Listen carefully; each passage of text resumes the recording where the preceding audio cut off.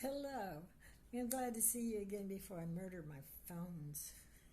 They're making me so mad.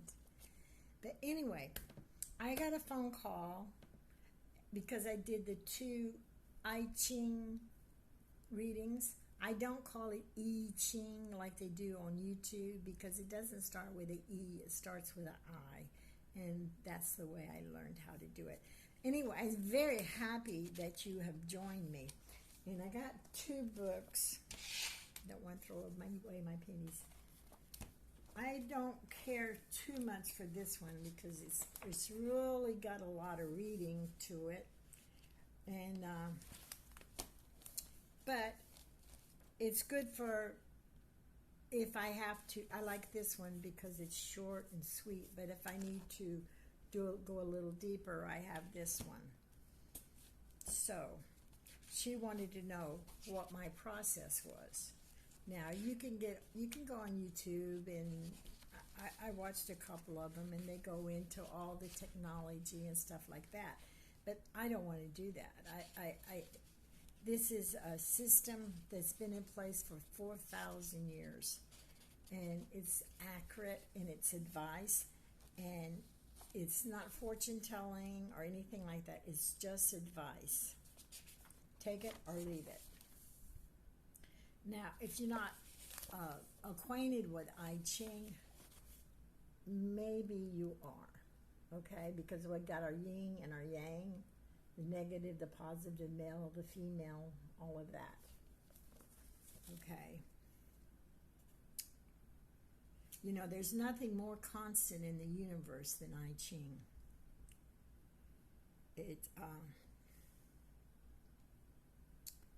It's just constant. There's many books that have been written, but it's pretty much based on the same thing. Now, there are 64 hexagrams that you get from 3 pennies. So I have my 3 pennies, and when I get ready to throw them, I am going to, because I'm going to do just a reading for myself today. And I'm going to hold my pennies, I'm going to throw them, I'm going to drop them. And then that'll get my hexagram. When we're doing the hexagram, you're going to start down here, and you're going to build up. So the pennies have value, but you can use any coin you want. You can use anything that's got a head or a tails, you know, because your heads are worth 3 points and your tails are worth 2. Okay? So if you can see this right here, can you see that? See, that's how, when you throw them, this is where your lines are going to come from. This one right here is, the top one is 2 heads and a tail. So it gives a straight line. Then if you get if you get 2 tails and a head, then you get a broken line. And if you get 3 tails, then you get a straight line, and you put a dot on the end of it. See where they went and put the dot on the end of it? That means that line is going to change into another hexagram. And that's the same if you threw 3 heads. Okay, so we look at this picture up here. Okay, so this is the one we threw. Okay, and you see you got 2 changing lines. It comes over, and it turns into this hexagram. So, but first we need to find this one. And you have a chart. This chart I don't like too much. I like the chart in this book better. And I know exactly the page, except I can't find it. You know, it's not as big, but let's say that hexagram, the top half was water and the bottom half was wind. So we like to know which one it is. So we find our water. Can't read it. There's my water. Then I come down and I find my wind and I bring it across. You know, just like you're doing a map, you just bring it across. Then my hexagram is going to be 40. Then I'm going to change, I'm going to go to my 40. And this is not 40, but it's an example. Then I'm going to read this. This is your advice. But we have two changing lines. So then I'm going to go read the two lines that were marked. Only the two lines that had the dot on them. I'm going to read that to go with our advice from this second page. And then after I've done that, and I've told you the advice from this, and I've told you the advice from this changing lines, then I'm going to move over to this hexagram. And then I'm going to read that one. No changing lines whatsoever. It's this one, the changing lines, and then this one. But what if you didn't have any changing lines? Well, you only read one. You don't read two. And like I said, this has been around 4,000 years. It's very realistic. It gives good advice. I already got a comment on the one for situation. I like comments because then it tells me how well I'm doing and how bad I'm doing. So, anyway, what I want to do is I'm going to throw my pennies, and my question I'm going to ask is, please give me insight to my tenants, okay?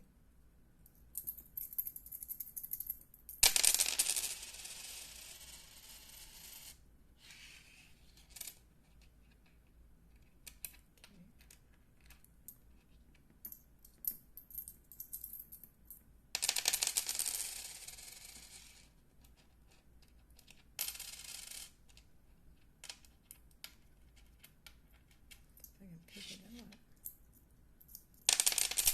I know, y'all get tired of me because I spend a lot of quiet time, don't I? Looking down and not talking. I try to stay light and easy.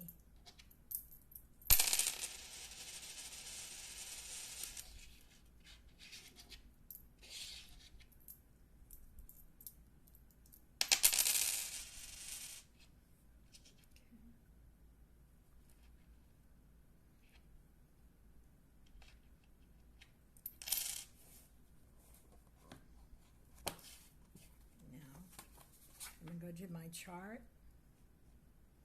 and I'm going to look it up. Isn't that funny?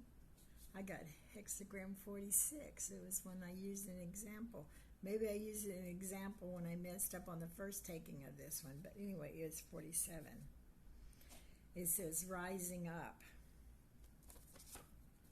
This welcome hexagram symbolizing a lasting elevation in the status or well-being. A raise or promotion is likely to occur at this time. Endeavors will turn out successfully. Fires will be put out, and chaos will be turned into calmness. However, this is not the time to slack off from your responsibilities. Take action deliberately. Place one foot in front of the other with solidarity and purpose. Stay focused and conscious.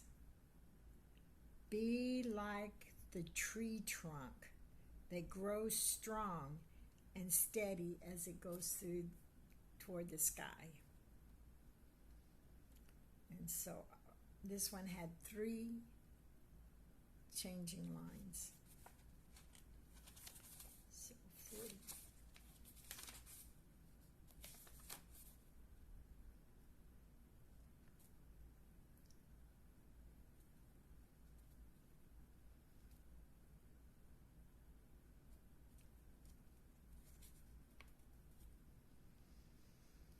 Changing line 1. That was the very bottom line. Elevation inside is out. As newfound elevation in the status unfolds, the wise person sets their standards higher as well.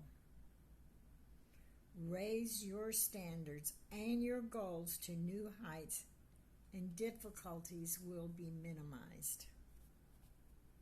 Then changing line 2. Be grateful for all the upward motion, that you are growing into a higher level of awareness, and soon it will be reflected in your life circumstances. Celebrate and create the sacred ceremony and find a special way to honor your new position. Let yourself be seen, and success will unfold. Then the next change, lost my place.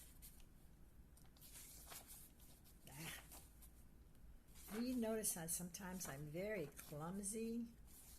I don't even know what I'm doing.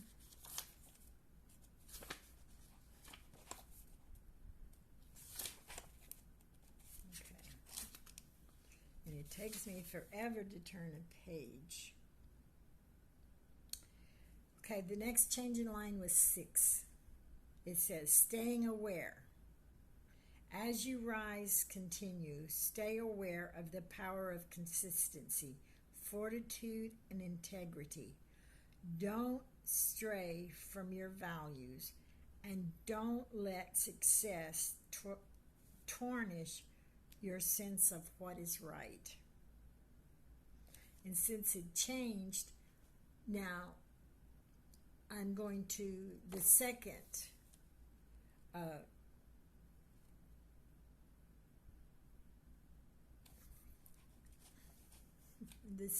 hexagram, which is 22.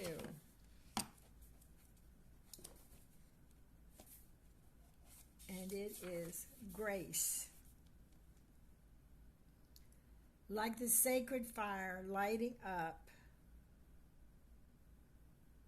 the night sky, this hexagram is about the beauty of form, the grace of the material world. When something is pleasing to the eye, it will fuel success and happiness. This is a favorable time to begin something new, alter one's wardrobe, redecorate, embellish. Begins with confidence and freedom. Enjoy the shifting appearances, but don't overindulge in them, or they will be distracted from their true value. That sounds very positive to me. And my problem with my tenants is they don't do the maintenance on the house. So tomorrow I'm going to go meet them. I told them that I kind of left them alone. I haven't been bothering them. So I told them I'm going to be picking up the rent once a month. And in the meantime, I am going to inspect the property. I had a dream. I'm going to tell you about my dreams. But I was for like 3 nights in a row, I could not sleep because all I could do was worry about the air conditioner. What was going on with the air conditioner? And so anyway, I text my tenant and says, okay, I'm coming over to do an inspection. I went in the house with the filters to change the air conditioner filter. The intake, where it pulls the air out of the house, had this much dirt on it. The filters look clean, so I don't know where all the dirt came from. Maybe they changed the filters, I don't know. But they had boards on top of it. So it was totally filthy and totally blocked. And that's not a good thing. That could freeze your coils. So, needless to say, I was a little upset. So I cleaned that up, and then I took a walk around the house, and on the outside unit, the grass had grown halfway up to the side of the unit. That's blocking the airflow too. Now, I'm not sure exactly what that's going to do, but anyway, I got it cleaned up, and everything is good. And then I checked the water softener. No salt whatsoever. Okay, that's not good. So the grass is up to my knees. The air conditioner unit is filthy, and I need to order a maintenance on it. Anyway, it's just not good. So I wrote a certified letter. He hasn't signed it. I haven't received a card saying he opened it.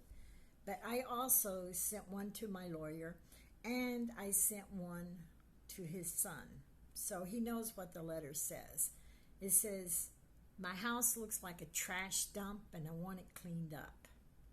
And if you want me to clean it, and you want me to cut the grass, and you want me to maintain the filters in the air conditioning, and me to put water and put salt in the water softener, which is in the contract, is your responsibility. I'm willing to do it if that's the only way I'm going to get it done, but I have to raise the rent on you. So the rent right now is sitting at $1,000. I have asked for $1,400 because by the time I buy the salt, I make the 70-mile drive, and I get and I have to check the person who cuts the grass, so it's probably going to cost me more than $400 a month. So tomorrow, I get to go and see if George is there, and see if they cut the grass, and see if they did the money.